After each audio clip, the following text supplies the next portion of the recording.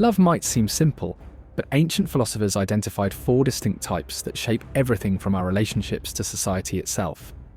And here's the surprising part: what we usually think of as the highest form of love was actually considered the least desirable. That's fascinating, and it really challenges our modern romantic ideals. How did they break down these different types of love? Well, let's start at the bottom with Eros romantic love. It's interesting that while our culture obsesses over finding the one, the Greeks saw this passionate physical love as just the beginning. They recognized it as important, but ultimately self-focused. That's quite different from how we view romance today. What comes next in the hierarchy? Moving up, we find storge, the kind of affection that develops naturally over time, like the love between family members. Think of it as a slow-burning fire rather than the intense flame of Eros. It's more stable, more enduring, and honestly more essential to human happiness. The way you describe that reminds me of how some cultures prioritize family bonds over romantic relationships in arranging marriages. They're looking for storge potential rather than Eros. Exactly right, and that leads us to philia, which represents mutual love and deep friendship. This is where things get really interesting because philia requires active choice and shared values. It's the foundation of strong communities and lasting partnerships. So these forms of love seem to build on each other, becoming more intentional and less self-centered as they go. That's exactly right. And it all culminates in agape, this remarkable concept of selfless, sacrificial love. But here's what's fascinating. The ancients didn't just leave it as an abstract ideal.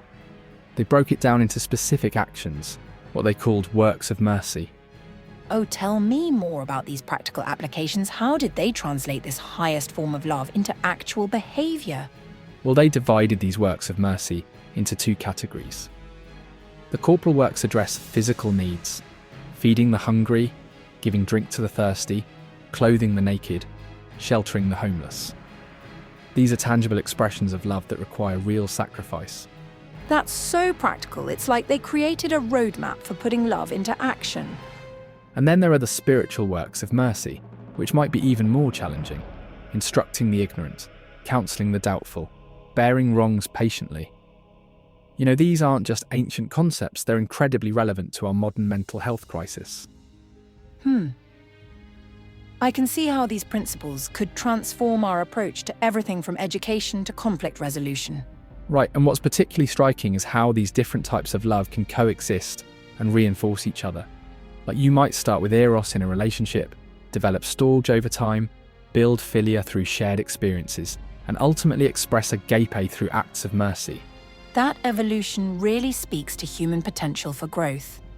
How do you see these concepts helping people navigate modern relationships? Well, understanding these different types of love helps us recognize that initial attraction is just the beginning.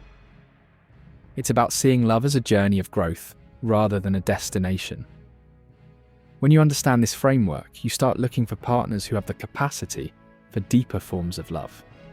These ancient wisdom traditions really do provide such relevant guidance for modern life, don't they? They do, and perhaps that's because they tap into something fundamentally human that transcends time and culture. The desire to love and be loved, to grow beyond self-interest, to contribute to others' well-being. These are universal human experiences that these frameworks help us understand and develop. And in our increasingly isolated world, maybe we need these concepts more than ever. You know what? That's the perfect note to end on. Understanding these four types of love from Eros to agape and putting them into practice through works of mercy might be exactly what our disconnected world needs right now.